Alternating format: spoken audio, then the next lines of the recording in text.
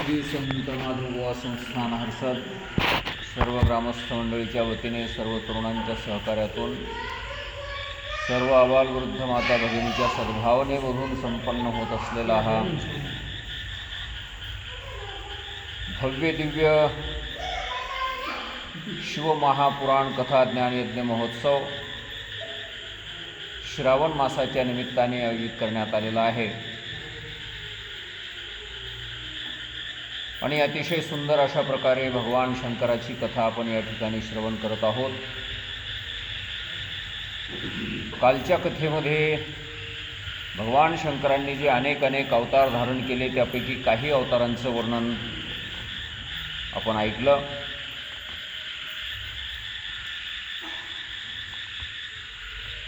भगवान शंकरांनी अनसूयेच्या पोटी आणि अत्रि ऋषीच्या घरी दुर्वास ऋषीच्या रूपाने अवतार धारण केला, अशा प्रकारची कथा आपण पाठीमागल्या भागामध्ये ऐकलेली आहे। त्यानंतर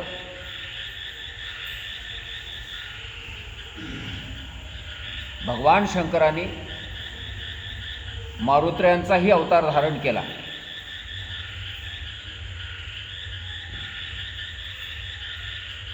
ज्यावेळेस रामप्रभू अवतार घेण्यासाठी सिद्ध झाले, भगवान विष्णू रामाचा अवतार घेण्यासाठी सिद्ध झाले, त्याच वेळेस भगवान शंकरही मारुत्र्यांचा अवतार घेण्याकरता सिद्ध झाले। आणि पार्वतीला ज्यावेळेस कैलासावर ही गोष्ट सांगण्यात आली की मी आता हनुमंतरायाचा अवतार धारण करणार आहे आणि रामप्रभूच्या कार्यामध्ये त्यांना सहकार्य करणार आहे, मदत करणार आहे, असं ज्यावेळेस पार्वतीने ऐकलं त्यावेळेस पार्वतीच्या मनामध्ये एक शंका निर्माण झाली। पार्वती म्हणायला लागली, अहो ज्या रावणाचा नाश करण्याकरता म्हणून तुम्ही हनुमंतरायाचा अवतार धारण करणार, तो रावण तुमचा शत्रू नसून तो तुमचा भक्त आहे आणि भक्ताचं रक्षण करणे हे तुमचं ब्रीद आहे। कोण्याही परिस्थितीमध्ये भक्ताचं संरक्षण करणे हे तुमचं कर्तव्य आहे। मग आता तुम्ही त्या रावणाचं संरक्षण करायला जाणार का रावणाचा संहार करायला जाणार? त्यावेळी भगवान शंकरांनी सांगितलं, संहारच करायला जाणार, रक्षण करायला नाही जाणार। पुन्हा पार्वती म्हणते की अहो तुमचा भक्त आहे, तो तुमचं ब्रीद या ठिकाणी समाप्त होऊन जाईल, तुमच्या भक्तीला काही महत्त्व राहणार नाही। त्यावेळेस भगवान शंकरांनी एक सुंदर अशा प्रकारची युक्ती पार्वतीला सांगितली की हे पार्वती, रावणाने माझी भक्ती केली कबूल आहे, पण मी 11 रुद्राच्या रूपाने या जगामध्ये प्रगट झालेलो आहे आणि रावणाने भक्ती करत असताना ज्या वेळेस एखादं कमळ कमी पडेल त्या वेळेस आपलं मुंडकं त्या ठिकाणी कमळाच्या रूपाने समर्पित केलेलं आहे। कारण मुंडक्याला सुद्धा, शिराला सुद्धा शिरकमळ असं म्हणतात। स्वतःचं शिर अर्पण करणारा, मस्तक अर्पण करणारा, तलवारीने तोडून असा दुसरा कोण भक्त आहे तुमचा सांगा? भगवान शंकर म्हणतात, जरी असं असलं तरी पण त्याने 10 मुंडके मला अर्पण केले, 10 शिर अर्पण केले, कारण त्याच्याकडे होतेच 10, दशानन असं त्याला म्हणतात। दशमुख, दशशिर असे त्याच्या मुंडक्याला धरून असे काही बरेचसे नाव आहे। पण मी 11 रुद्राच्या रूपाने अवतार धारण केलेला आहे, म्हणजे त्याने 10 मुंडके अर्पण केले तर 10 रुद्र प्रसन्न झाले, 11वा रुद्र कुठं प्रसन्न झालाय? आणि तो 11वाच रुद्र मी रामाचं सहकार्य करण्याकरता म्हणून अवतार घेणार आहे।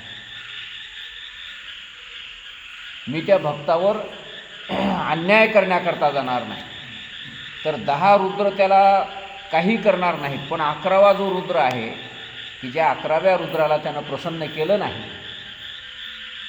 त्या 11व्या रुद्राच्या रूपाने मी अवतार घेणार. आणि अशा प्रकारे पार्वतीचं समाधान करून भगवान शंकर अवतार घ्यायला तयार झाले. आणि त्याच वेळेस एक गंमत अशी घडली की सर्व देवांनी मिळून समुद्र मंथन केलं. त्या समुद्र मंथनामधून 14 रत्न निघाले. 14 रत्न निघाल्याच्या नंतर शेवटी अमृत निघालं. आणि अमृताचं वाटप कोणाला करावं याबद्दल थोडासा वाद निर्माण झाला. आणि देव दैत्यामध्ये भांडण सुरू झालं, युद्ध सुरुवात झालं. आणि या दोघांचे भांडणं मिटवण्याकरता म्हणून भगवान विष्णूने मोहिनी रूप धारण केलं. अतिशय सुंदर अशा प्रकारच्या एका स्त्रीचं रूप धारण केलं. आणि ते सुंदर स्त्री ज्यावेळेस दैत्यांच्या मध्ये जाऊन प्रगट झाली, त्यावेळेस दैत्यांना वाटलं काय हे सौंदर्य, किती सुंदरता या स्त्रीच्या ठिकाणी. आणि ही सुंदर स्त्री प्रत्येकाला वाटू लागलं मला मिळावं. आणि ती सुंदर स्त्रीसुद्धा कोणाकडे बघून हात हलवायला लागली, कोणाकडे बघून हसायला लागली, कोणाकडे बघून मानेनं इशारा करायला लागली, कोणाकडे बघून डोळे मिचकवायला लागली. अशा अनेक प्रकारचे हावभाव ती करायला लागली. आणि त्यावेळेस तो प्रत्येक जणाला असं वाटू लागलं की अरे म्हणजे हिनं तर माझ्याकडे बघून हात हलवले, ही माझीच झाली.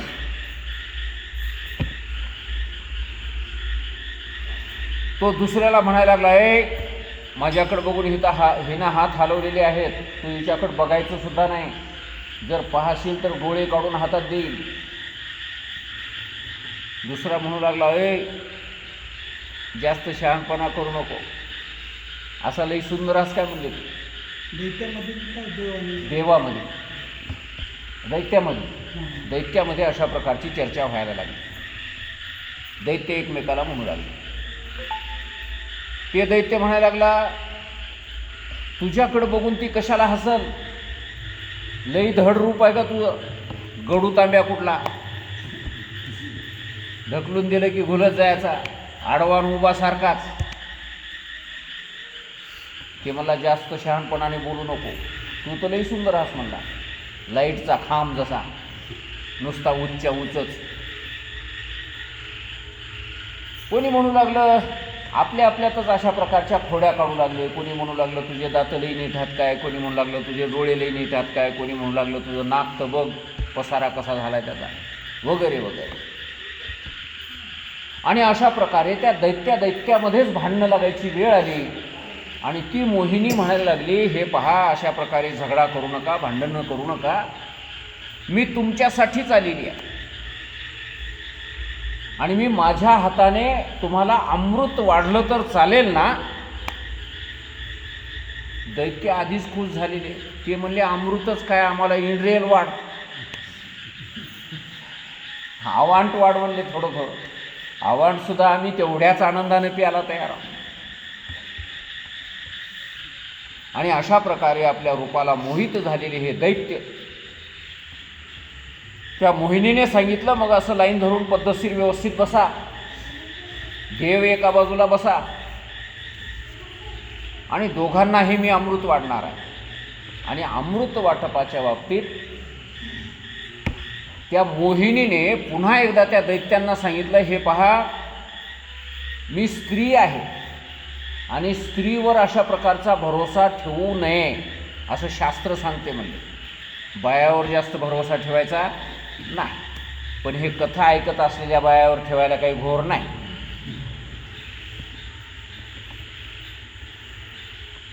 आणि त्यातल्या त्यात मी पुंसचली आहे. पुंसचली म्हणजे एका पुरुषाबरोबर स्थिर न राहणारी, एका पुरुषाजवळ स्थिर न राहणारी.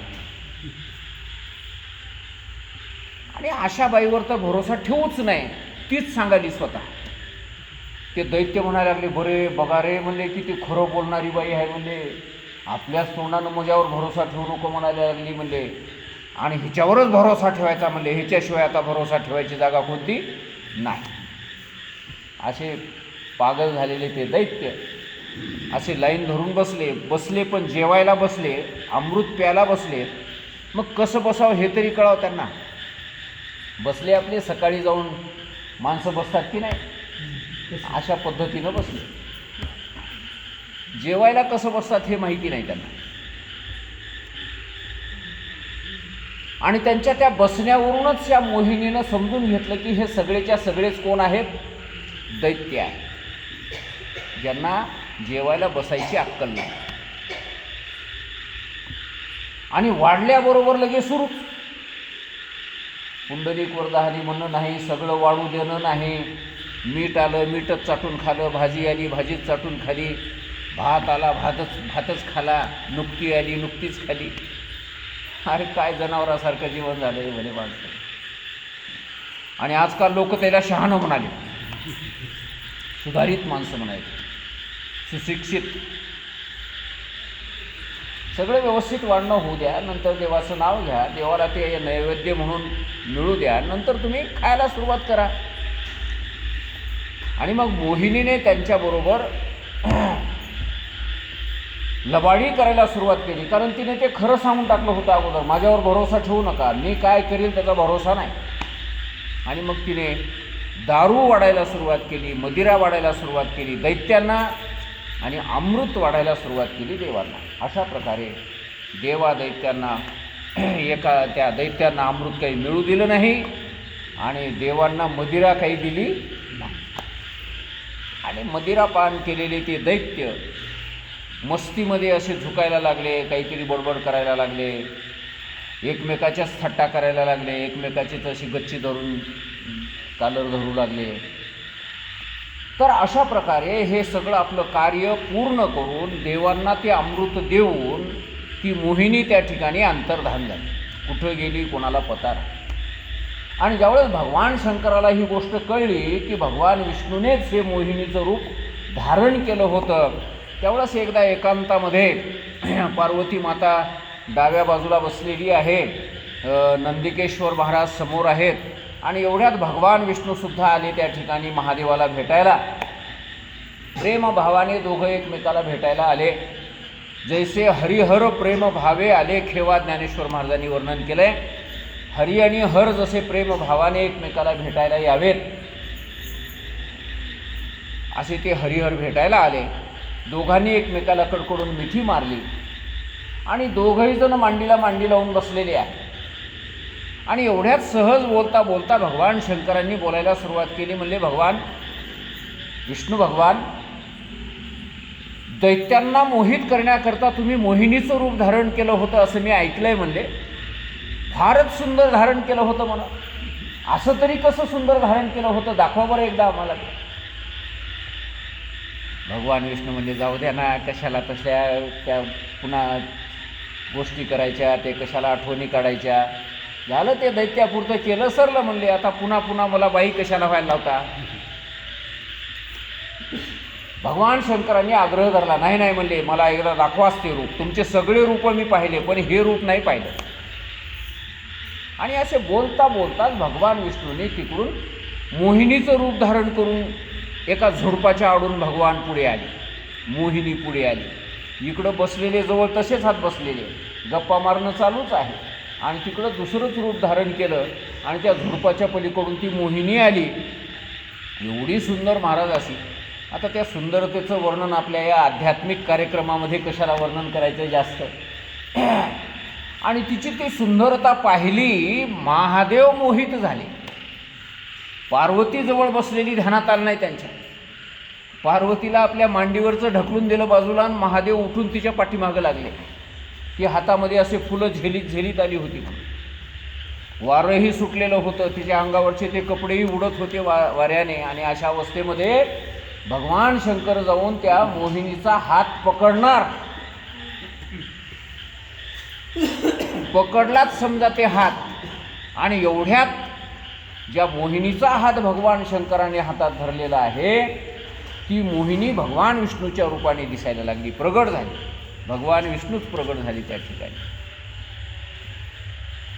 आणि भगवान विष्णू हसायला लागले. म्हणले, महादेवा कसं झालं. आणि त्यावेळेस महादेव पुन्हा भानावर आले.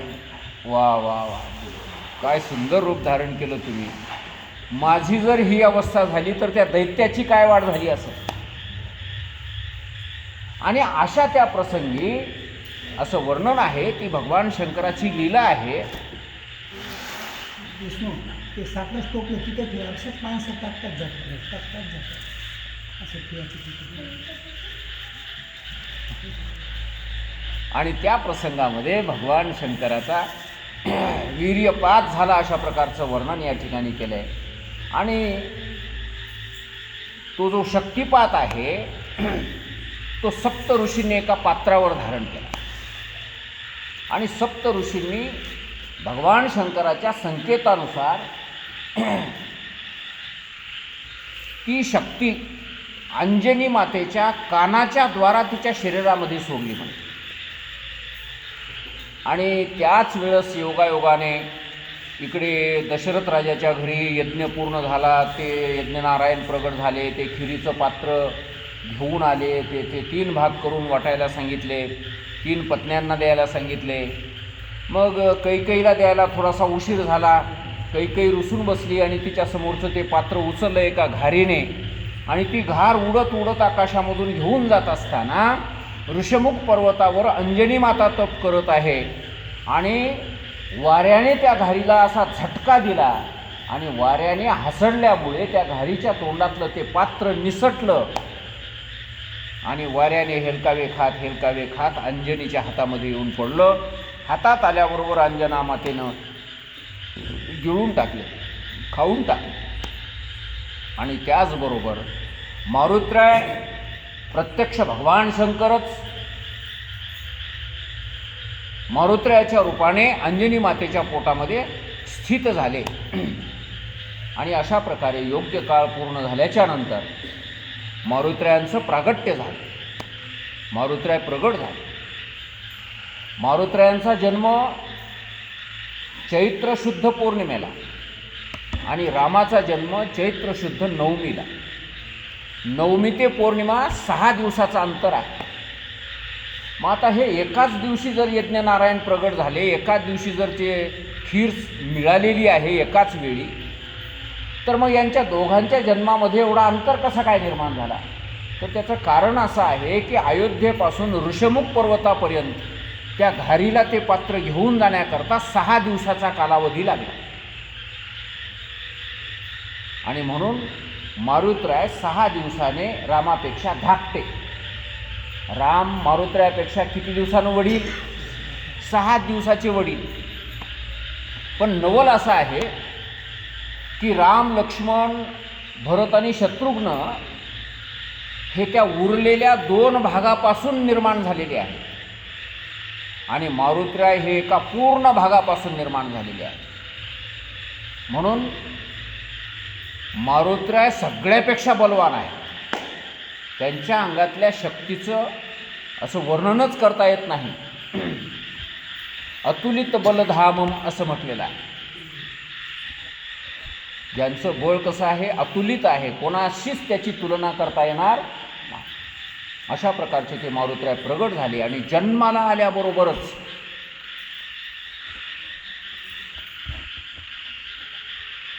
उड्डाण केलं आकाशामध्ये.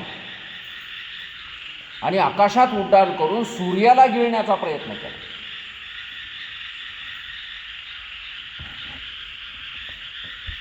असं एक वर्णन केलेलं आहे. केले उड्डाण गगनी जनन समयास, उपमा काय द्यावी ब्रह्मांडी जनन समयास. केले उड्डाण गगनी जनन समयास म्हणजे जन्मले त्याच वेळी आकाशामध्ये ज्यांनी उड्डाण केलं आणि सूर्याला गिळण्याचा प्रयत्न केला.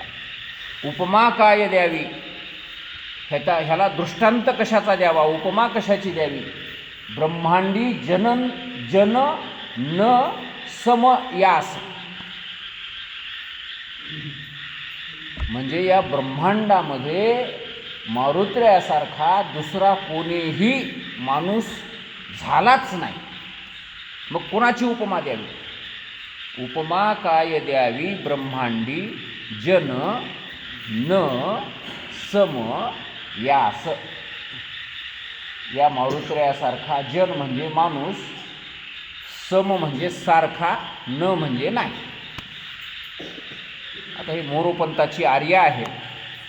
वरच्याही कडव्यामध्ये जनन समयास हा शब्द आहे आणि खालच्याही कडव्यामध्ये जनन समयास असा शब्द सारखेच आहे.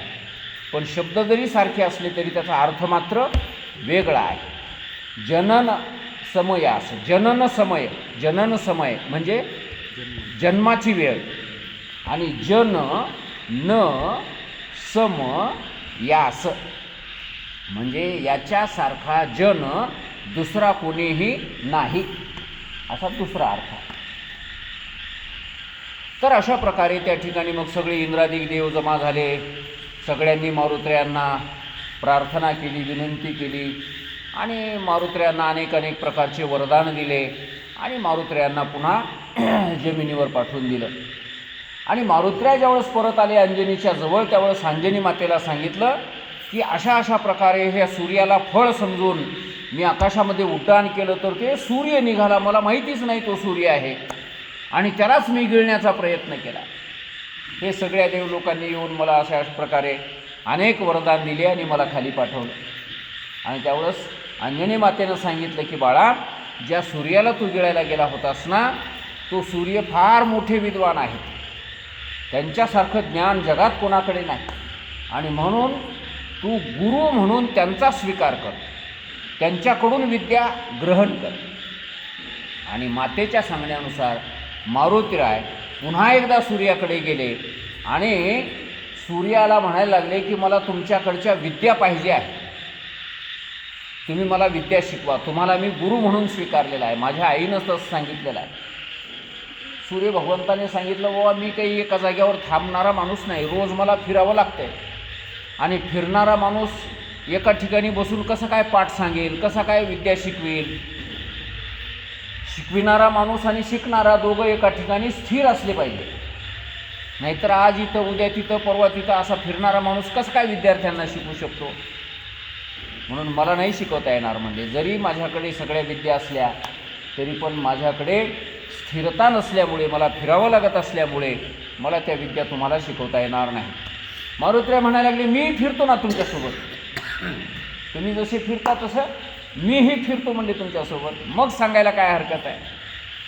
त्यावेळेस सूर्य भगवान म्हणायला लागले, मी पुढे चालत राहील, तुम्ही माझ्या पाठीमागे येणार. आता पाठीमागल्या विद्यार्थ्याला समोरच्या गुरुनं कसं काय सांगावं, पाठीमागं बसलेला विद्यार्थी त्याला कसं काय शिकवावं, समोर पाहिजे विद्यार्थी. मारुतीराय म्हणले, मग मी पुढे चालत राहतो, तुम्ही मला शिकवा. सूर्य भगवंताने सांगितलं, पुढे ज्यावेळेस तुम्ही चालाल त्यावेळेस तुमची पाठ माझ्याकडे असेल, कारण तुम्हाला तिकडं समोर तोंड करून चालावं लागेल ना, आणि तुमच्या पाठीकडे बघून मी तुम्हाला विद्या शिकवू, हेही नाही जमणार म्हणजे.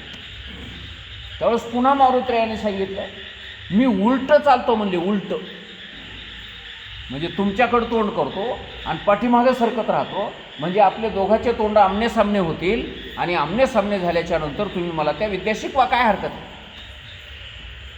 आता एवढे सगळे पर्याय मारुतीरायांनी काढून दिल्याच्या नंतर सूर्य भगवंताला वाटलं, वा, हे आपल्या प्रत्येक प्रश्नाची उत्तर ह्यांच्याकडे आहेत, म्हणजे बुद्धिमान आहे, बुद्धिमतां वरिष्ठम.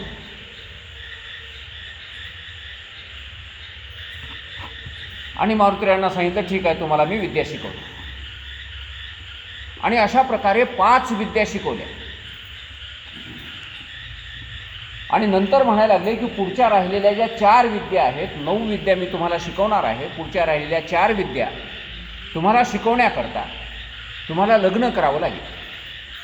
कारण ज्याचं लग्न झालं नाही अशा ब्रह्मचार्याला किंवा लग्न न झालेल्या माणसाला त्या विद्या शिकवता येत नाही. मारुतीराय म्हणले, हे तर मग अजून अडचण मोठी निर्माण झाली, कारण मी जन्मतः ब्रह्मचारी आहे, हनुमंता उदरी कासोटा, कमरेला कासोटा लावूनच माझा जन्म झालेला आहे, आणि म्हणून मी लग्न करू शकत नाही. ऊर्ध्वरेता म्हणून मी जन्माला आलेलो आहे, म्हणून माझा विवाह कोणाबरोबर होऊ शकत नाही. त्यावेळेस सूर्य भगवंतांनी सांगितलं, माझी एक मुलगी आहे सुवर्चसा नावाची, त्या सुवर्चसा नावाच्या मुलीबरोबर तुम्ही लग्न करून घ्या. तिलाही संसार करण्याची इच्छा नाही, तिलाही मुलं बाळं व्हावेत अशी इच्छा नाही, पण स्त्रीने विवाह केल्याशिवाय राहू नये, ब्रह्मचारी स्त्रीने राहू नये. विवाह करून नंतर राहायला हरकत नाही, पण विवाह न करता राहू नये अशी शास्त्राज्ञा असल्यामुळे त्या मुलीचं मला लग्न करून द्यायचं आहे, पण तिची लग्न करण्याची इच्छा नाही, तिला तपश्चर्या करण्याची इच्छा आहे. तुम्ही तिच्याबरोबर फक्त लग्न लावून घ्या. अक्षिदा तिच्यासोबत तुमच्या डोक्यावर पडते, याच्याशिवाय तिलाही संसाराची इच्छा नाही आणि तुम्हालाही संसाराची इच्छा नाही. ती तपश्चर्या करायला निघून जाईल आणि तुम्ही पुढच्या राहिलेल्या 4 विद्या माझ्याकडून ग्रहण करा आणि तुम्ही आपल्या घराला निघून जा. पुन्हा आयुष्यात दोघांची तुमच्या कधी भेट होणार नाही. हा म्हणले असं असल्यावर काही हरकत नाही. आणि अशा पद्धतीनं मारुत्रयाचं सुवर्चसा नावाच्या त्या सूर्याच्या मुलीबरोबर लग्न लावण्यात आलं. लग्न लागल्याबरोबर ती मुलगी निघून गेली तपश्चर्या करण्याकरता. इकडे मारुत्रयांनी राहिलेल्या 4 विद्या सूर्य भगवंताकडून शिकल्या आणि मारुत्रया पुन्हा परत घरी आले. अशा प्रकारे पुढे मारुत्रयांनी सुग्रीवाची मदत केली, सुग्रीवाला सहाय्य केलं, कारण सुग्रीवसुद्धा सूर्यपुत्रच आहे. आणि सुग्रीवाची मदत करता करता श्रीराम प्रभूलासुद्धा मारुत्रयाने खूप मदत केली. आता काय काय मदत केली हे आपल्या सगळ्यांना सांगण्याची गरज नाही. आपण रामायण ऐकणारी मंडळी आहात, रामकथा आपणा सर्वांना माहिती आहे.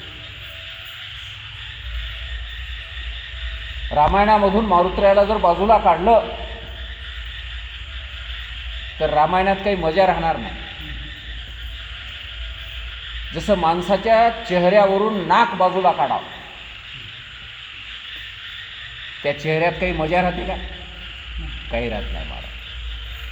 तसंच रामायणातून जर मारुत्रया बाजूला काढले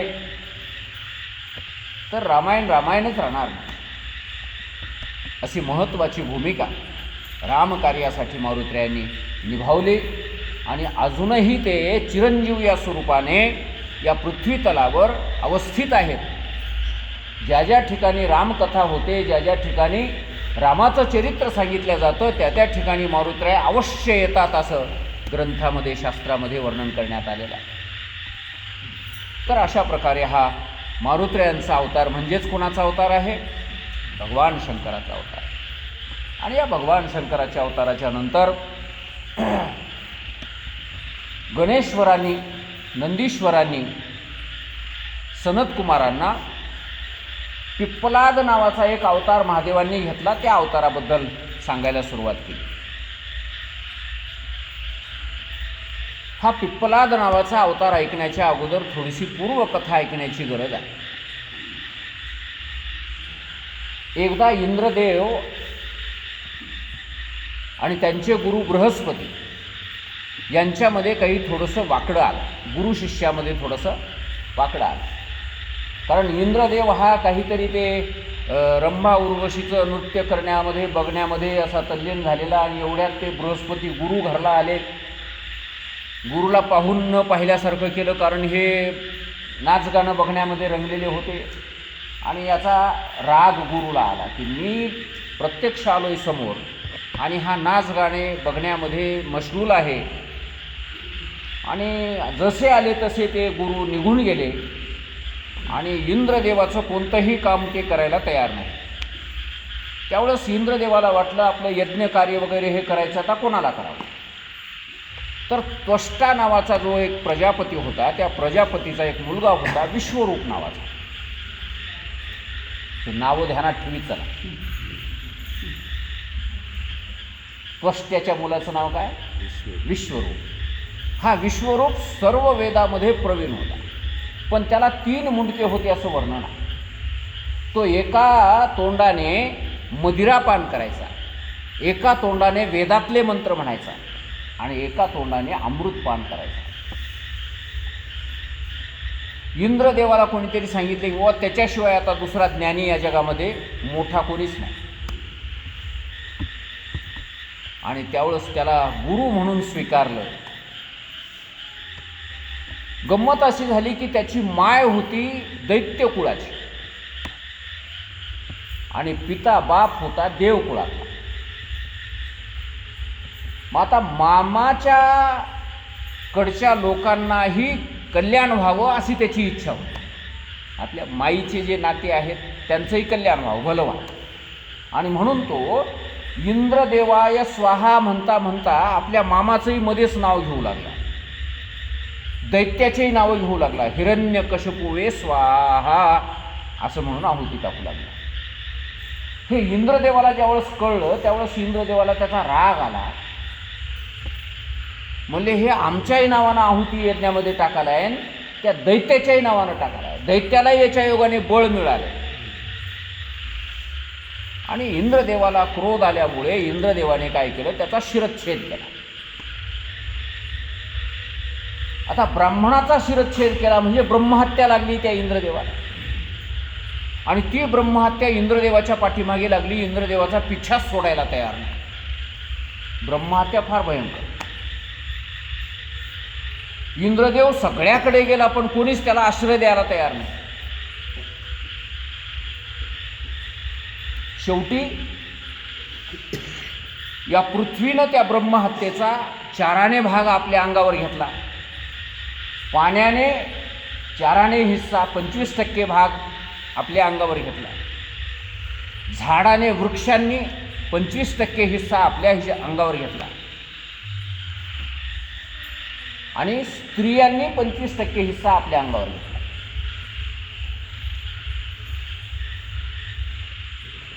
म्हणून कोणत्याही जमिनीवर धर्म कार्य करत असताना ती जमीन सारवल्याशिवाय पवित्र होत नाही. कारण ते ब्रह्महत्येचा दोष आहे त्या पृथ्वीवर. म्हणून कोण्याही जमिनीवर सडा टाका, सारवल्याच्या नंतरच ती जमीन पवित्र होत असते, त्याच्याशिवाय ती जमीन पवित्र होत नाही. हे त्या ब्रह्महत्येचा परिणाम या पृथ्वी मातेला अजूनही भोगावा लागत आहे. पुन्हा वृक्षांनी घेतली ती ब्रह्महत्या, त्यावेळेस त्या वृक्षांना सुद्धा डिंक तयार होतो. डिंक,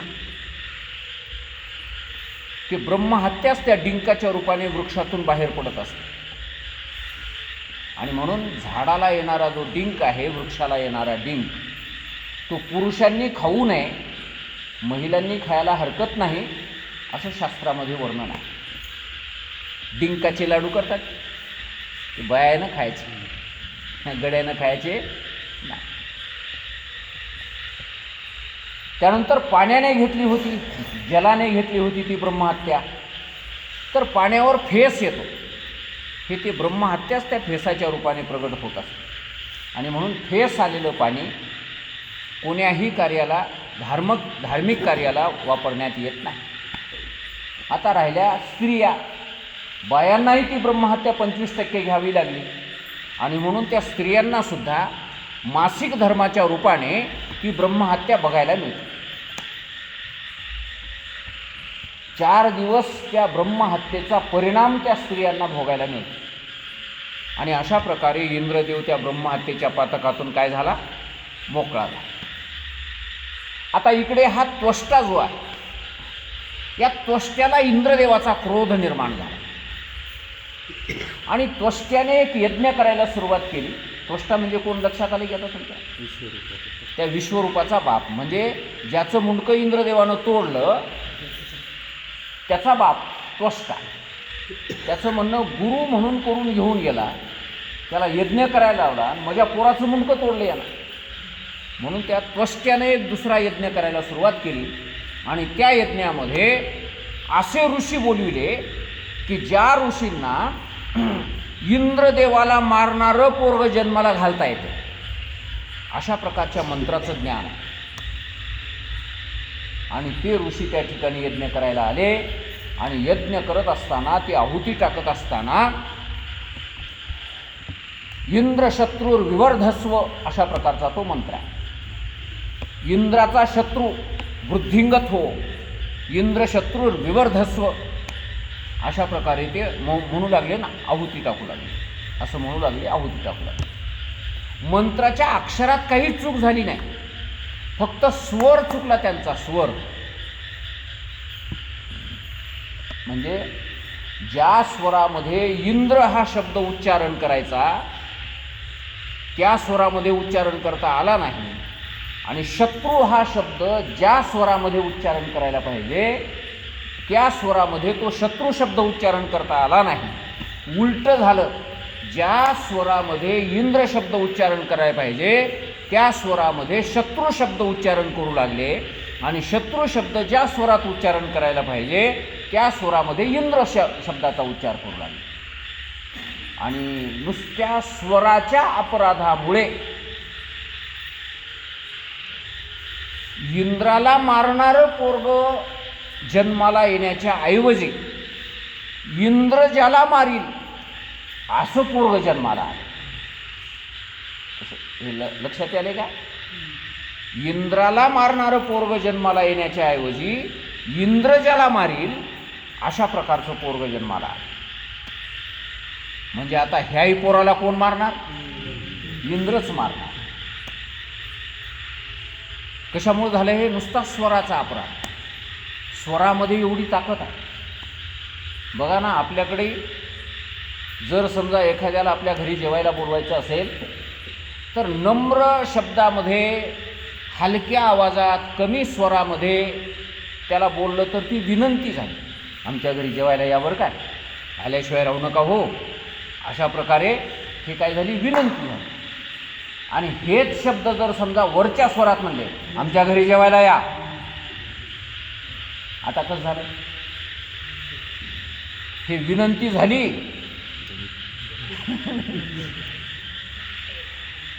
का दांडगाई झाली? म्हणून स्वरात एवढी ताकद आहे. स्वर कसा वापरायचा आहे, कोणता शब्द वापरताना कोणता स्वर वापरायला पाहिजे कळावं लागतं.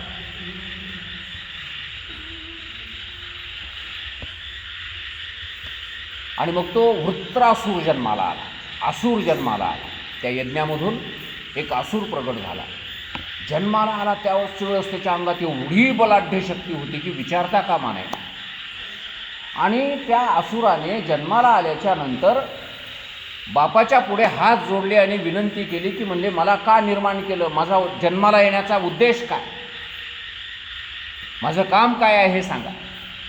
आणि त्यावेळेस स्पष्टपणे सांगितलं की इंद्रदेवाला मारायचं आहे, इंद्र हा तुझा शत्रू आहे आणि त्या शत्रूला समाप्त करायचं आहे, हेच तुझं काम आहे. आणि मग पुन्हा शक्ती आपल्याकडे संपादन व्हावी म्हणून त्या वृत्रासुराने ब्रह्मदेवाची तपश्चर्या करायला सुरुवात केली. तपश्चर्या एवढी भयंकर केली त्याने की ब्रह्मदेव त्यांच्यासमोर प्रगट झाले. आणि ब्रह्मदेवाने त्याला विचारलं, बाबा रे, तुझी काय इच्छा आहे, वरदान देण्याकरता मी आलेलो आहे. त्यावेळेस त्यानं सांगितलं, तुम्ही वरदान देण्याकरता जर आला असाल तर मला कोणाकडूनच मृत्यू प्राप्त होऊ नये असं वरदान द्या. ते म्हणजे असं होऊ शकत नाही, मरणच येणार नाही असं होणार नाही. हा, मरावं तर लागत, प्रत्येक जन्माला आलेल्या माणसाला मरावं तर लागतच. हा, तू काही पर्याय मागू नये की असं मरण नको, तसं मरण नको, काही अटी सांग. मग त्यानं सांगायला सुरुवात केली, म्हणजे वाळलेल्या कोरड्या असलेल्या ज्या ज्या वस्तू आहेत त्याच्याकडून मला मरण नको, आणि ओल्या असलेल्या ज्या ज्या वस्तू आहेत त्याच्याकडूनही मला मरण नको. धातूपासून मला मरण येऊ नये, लाकडापासून मला मरण येऊ नये, काही ओलं वाळलेलं काही असो त्याच्यापासून मला मरण नको. मग आता जगामध्ये सगळे पदार्थ काही ओले तरी राहतात, नाहीतर कोणते वाळलेले तरी राहतात. ओलंही नाही आणि वाळलेलंही नाही असा एखादा पदार्थ बघितला का? नाही. आणि अशा प्रकारचं वरदान त्याला देऊन टाकलं ब्रह्मदेवाने. तथास्तु म्हणून निघून गेले. इकडे मदोन्मत्त झाला हा वृत्रासूर त्या वरदानाच्या योगाने. सगळ्या देवलोकांना त्रास द्यायला लागला. इंद्रदेवाला पळवून लावलं, स्वर्गावर कब्जा करून बसला. सगळ्या लोकांना त्रास द्यायला लागला. आणि ज्यावेळेस असे अनेक वर्ष निघून गेले त्यावेळेस इंद्रादी त्रस्त झालेले सगळेच्या सगळे देव ब्रह्मदेवाकडे गेले. ब्रह्मदेवाला विनंती केली. ब्रह्मदेवाने सांगितलं, मला ते शक्य नाही, म्हणले माझ्या हाताने तो मरणार नाही. वृत्रासूर हा मरायचा असेल तर इंद्रदेवा तुमच्याच हाताने मरणार आहे. पण एक अट आहे त्याची, की ओल्या किंवा वाळलेल्या अशा पदार्थाच्या द्वारा त्याचा मृत्यू होणार नाही. ज्याला ओलंही म्हणता येणार आणि ज्याला कोरडंही म्हणता येणार अशा प्रकारच्या वस्तूपासून त्याचा मृत्यू होणार आहे. मग आता काय करावं?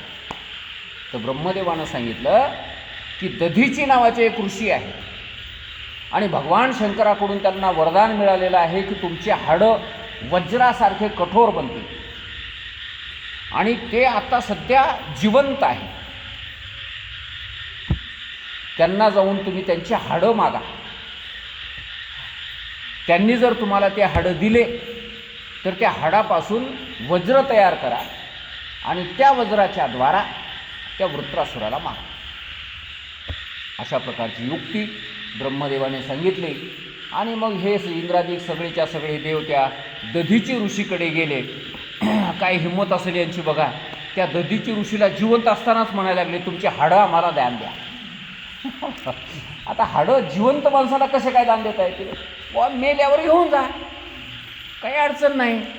नाही म्हणले, आता त्या वृत्रासुरानं आम्हाला भयंकर त्रास दिला आहे, आम्हाला देवलोकाला तर दिलायच दिला आहे, पण सगळं जग त्रस्त झाले म्हणले, समाधान कोणाला लागायला तयार नाही.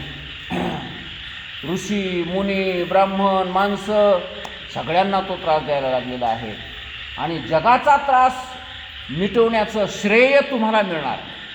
सगळ्या जगावर उपकार घडणार आहे तुमचा. आणि तुम्ही ऋषी आहात, संत आहात. आणि संताचं कार्य काय असते म्हणलं तर जगाच्या कल्याणा संताच्या विभूती, देह कष्टविती परोपकारे. संत म्हटल्याच्या नंतर तुमचंच हे काम आहे म्हणले, जगाचं कल्याण व्हावं.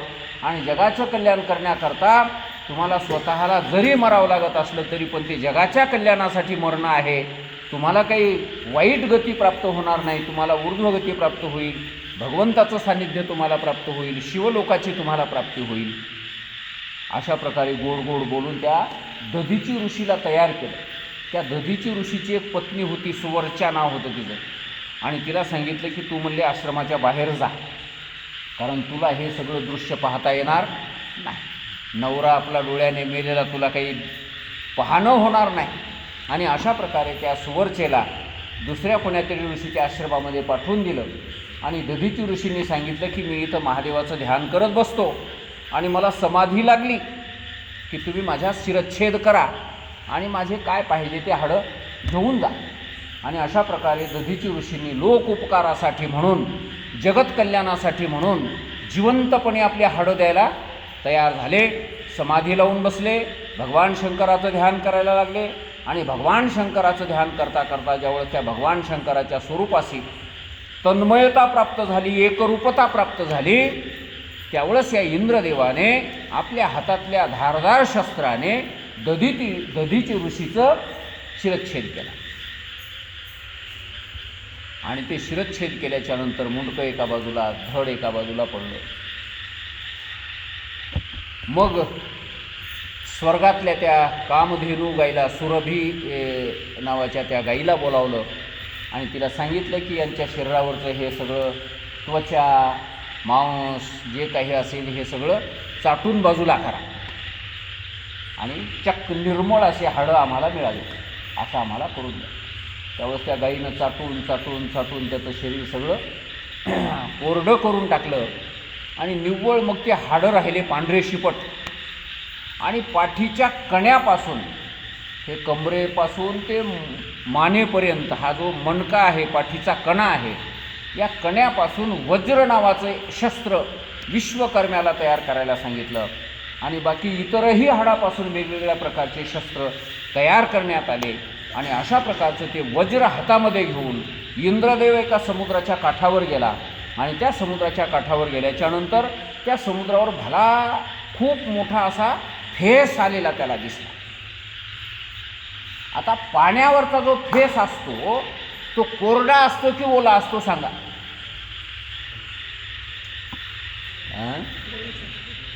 कोरडंही म्हणता येईना त्याला आणि ओलंही म्हणता येईल. त्याच्यात पाणी नाही आणि कोरडं म्हणायला जाऊ तर कोरडंही नाही, ते ओलेपणा थोडासा आहे. आणि मग पाणी आहे का त्याच्यात? तर पाणीही नाही.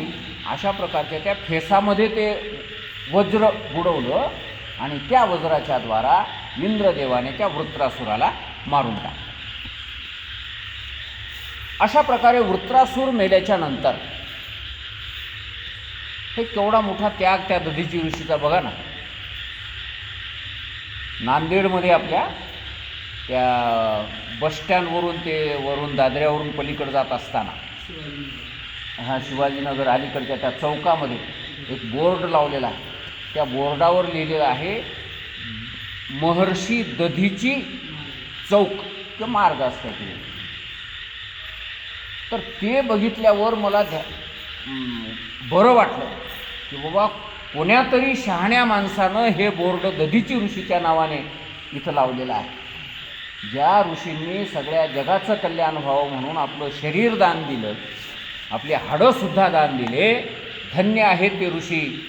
आणि खरंच त्यांचं असं स्मरण सगळ्या लोकांना व्हावं, असं ठिकठिकाणी त्यांचं स्मारक निर्माण होण्याची गरज आहे. तर हे इथं बघून मला फार बरं वाटलं बघा त्या दिवशी. आता कोणाचे आपण असं ते कोणाच्याही नावाने ते रस्ते तयार करायला लागलो, कोणाच्याही नावाने ते चौकं तयार करायला लागलो, तिथं बोर्डन पाट्यान लावून ठेवायला लागलो. अरे ज्यांनी सगळ्या जगाला त्रासच दिला आहे अशाच्या नावाने बोर्ड तुम्ही तिथं कशाला लावता?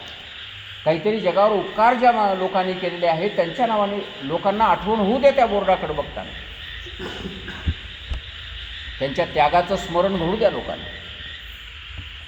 असो तर थोडक्यात अशा प्रकारे वृत्रासुराला मारल्याच्या नंतर ती जी सुवर्चा नावाची त्या दधीची ऋषीची पत्नी आहे ती परत आली. पाहते तर काय, आपला नवरा मरण पावलेला आहे, त्याची हाडं इंद्रदेवाने घेऊन गेलेली आहेत. आणि तिला भयंकर क्रोध निर्माण झाला आणि क्रोधाच्या भरात तिने त्या इंद्रादी देवांना शाप दिला. ती म्हणायला लागली की माझ्या शापाने तुम्हाला पशुत्व प्राप्त होईल, देवत्व राहणार नाही तुमच्याजवळ, पशुत्व प्राप्त होईल. अशा प्रकारचा शाप तिने दिला. आणि नंतर तिने असा विचार केला की नवरा जर मरण पावलेला आहे तर मी तरी इथं जिवंत राहून काय करायचं, आता कशासाठी जिवंत राहायचं. आणि मग पतीच्या बरोबर तिनेही सहगमन करायचं ठरवलं. लाकडं जमा केले, अग्नी पेटवला आणि त्या अग्नीमध्ये जाऊन बसणार एवढ्यात आकाशवाणी झाले की हे सुवर्चा, तुला पती सहगमन करता येणार नाही, कारण तुझ्या पोटामध्ये गर्भ आहे त्या ऋषीचा आणि प्रत्यक्ष भगवान शंकरच त्या गर्भाच्या रूपाने तुझ्या पोटामध्ये अवस्थित आहेत, तर त्याचं संरक्षण तुला करावं लागेल. आणि त्याच वेळेस महाराज त्या बाईला विचार निर्माण झाला की आता काय करावं. एकतर शास्त्र आपल्याला आज्ञा देत नाही पती सहगमन करण्याची, आणि मला तर या ठिकाणी क्षणभरही राहावं अशी इच्छा नाही, आता काय करावं. तर तिनं दगड घेतला आणि ते दगड आपल्या पोटावर मारून घेतले. असे धोंड्यानं पोट कुटलं तिनं आणि त्याच वेळेस त्या पोटामधून ते बाळ जन्माला आलं. असं दिव्य तेजपुंज अशा प्रकारचं भगवान शंकराचा प्रत्यक्ष अवतार होता ते. आणि त्या बाळाला सांगितलं की बाळा, हे पिंपळाचं झाड आहे, या झाडाच्या खाली तू राहावं, याच ठिकाणी या झाडाचे फळं खावेत आणि इथंच तू तपश्चर्या करावी.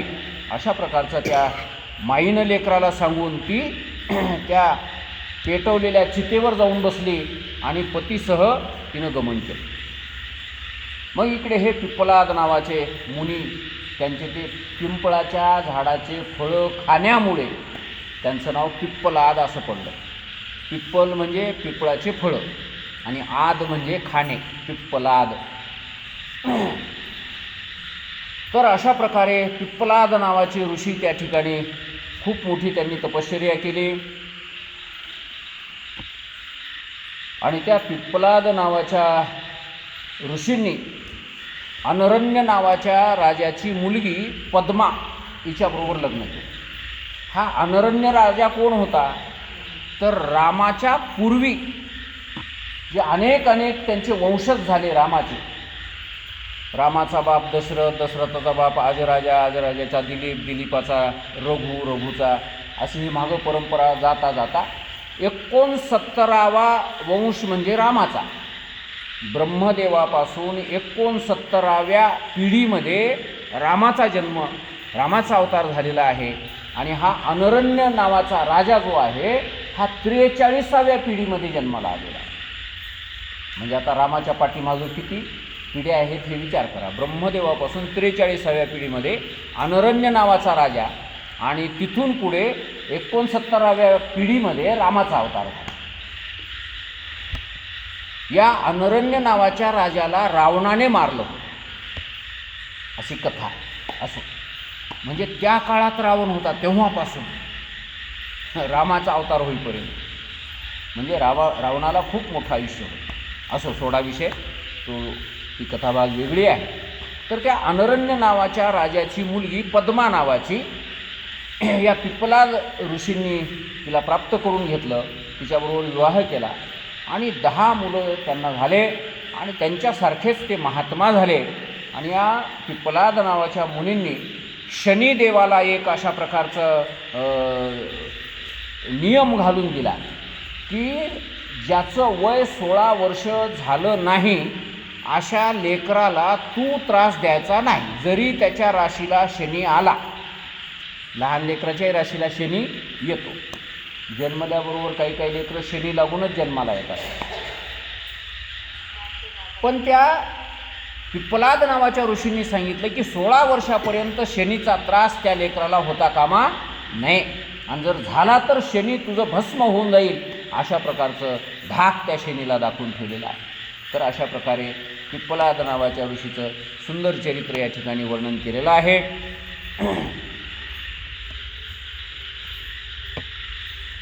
जो कोणी या पिप्पलाद ऋषीचे नुसतं स्मरण करतो त्यालासुद्धा या शनिदेवाची पीडा जाणवत नाही, शनिदेवाची पीडा त्याची कमी होऊन जाते. अशा प्रकारचं महत्त्व त्यांचं वर्णन केलं आहे.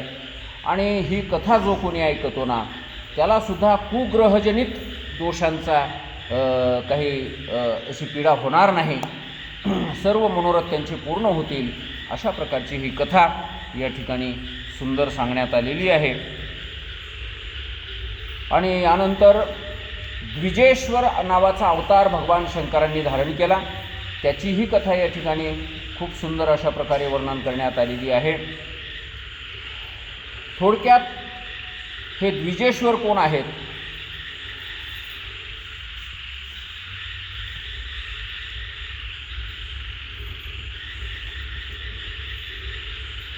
तर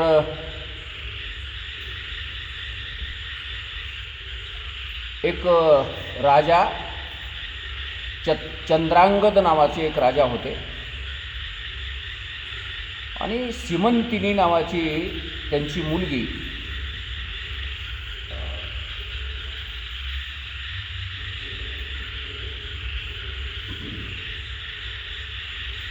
शक्तिशाली एक भद्रायू नावाचे राजा होते आणि त्यांना सीमंतिनी नावाची एक पत्नी प्राप्त झालेली होती.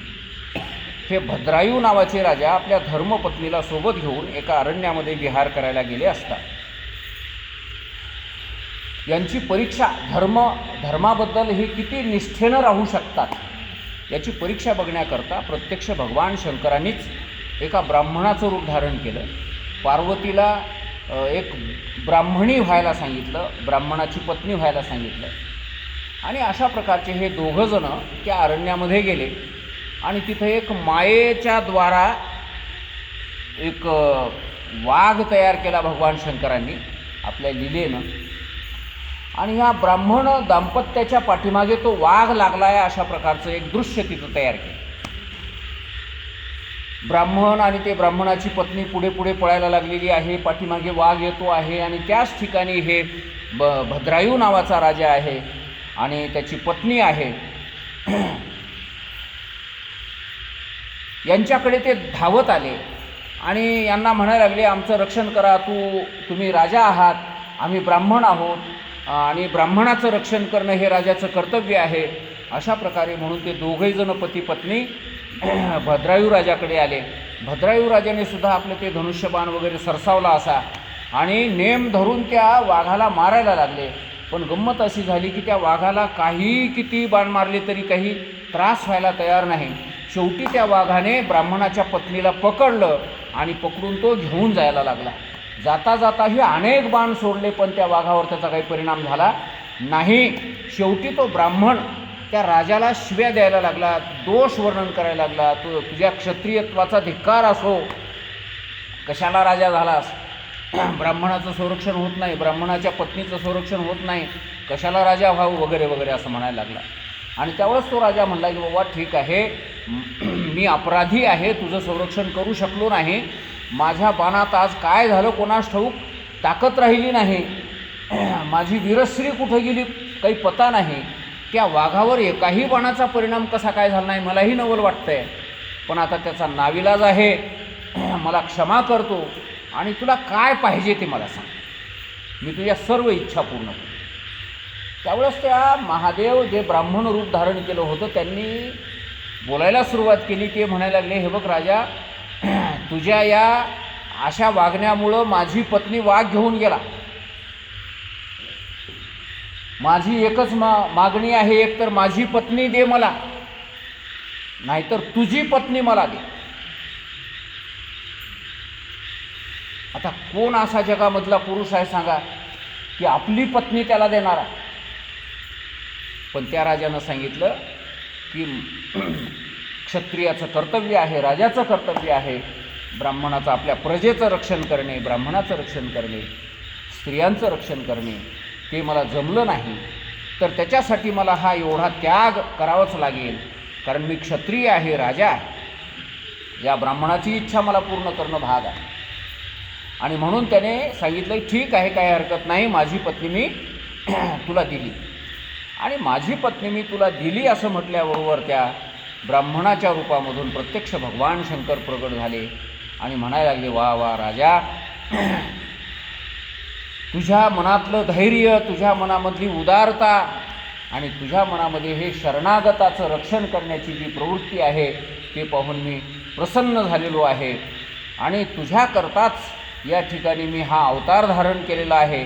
तू आपल्या धर्मापासून अजिबात विचलित झालेला नाहीस आणि म्हणून या ठिकाणी एका लिंगाची स्थापना होईल आणि त्या लिंगाचं नाव अचलेश्वर असं ठेवण्यात येईल. आणि अशा प्रकारे अचलेश्वर भगवंताची स्थापना त्या ठिकाणी करण्यात आली आणि द्विजेश्वर अवतार महादेवांनी अशा प्रकारे त्या राजासाठी धारण केला. असे बरेचसे अवतार महादेवांनी धारण केलेले आहेत. पुढे यतिनाथ नावाचा अवतार महादेवांनी धारण केला, त्याच्यानंतर कृष्णदर्शन नावाचा अवतार धारण केला, त्याच्यानंतर अवधूतेश्वर नावाचा अवतार भगवान शंकरांनी धारण केला. असे अनेक कथा या ठिकाणी वर्णन करण्यात आलेल्या आहेत. पण मला वाटतं आज आपला वेळ हा पूर्ण झालेला आहे, तर बाकीच्या उरलेल्या ह्या ज्या कथा आहेत त्या आपण उद्याच्याला कथेमध्ये पाहूया. तर आज आपली ही कथा याच ठिकाणी पूर्ण करू. पुंडलिक वरदा हरिविठ्ठल.